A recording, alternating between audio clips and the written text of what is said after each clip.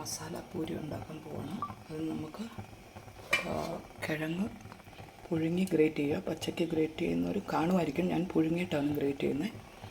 അതിനകത്തേക്ക് നമുക്ക് ഈ പറയുന്ന പോലെ എല്ലാ മസാലകളും ചേർക്കണം. ഇതിനുള്ളതാണ് മല്ലിയില, ജീരകം, കസൂരി മേത്തി, അയമോദകം, മുളക് പൊടി, മഞ്ഞൾപ്പൊടി, പിന്നെ നമുക്ക് ഈ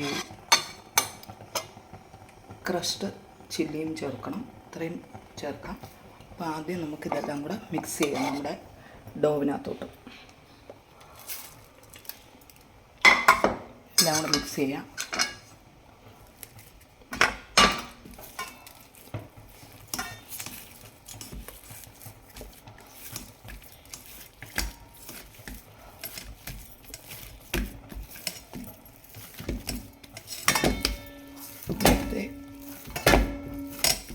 അത് ഒരു അരമണിക്കൂർ വെക്കണം. പിന്നെ അതിപ്പം നമ്മൾ ഈ റവ നമ്മൾ ചൂടുവെള്ളത്തിൽ കുഴച്ചത്, അത് ഒരു 1/4 കുഴിയിലാണ് എടുക്കുന്നെങ്കിൽ നമുക്ക്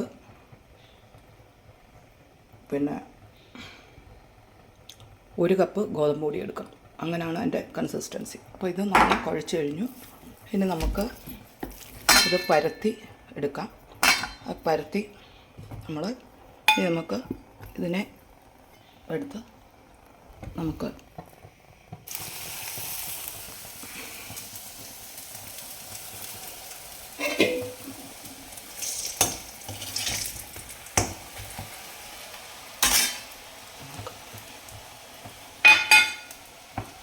ഒരു ഷേപ്പർ വെച്ച് നമുക്ക് എടുക്കാം.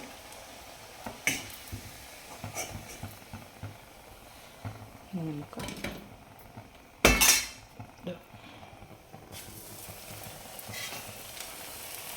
അങ്ങനെ നമ്മുടെ മസാലപ്പൂരി റെഡി ആയിട്ടുണ്ട്.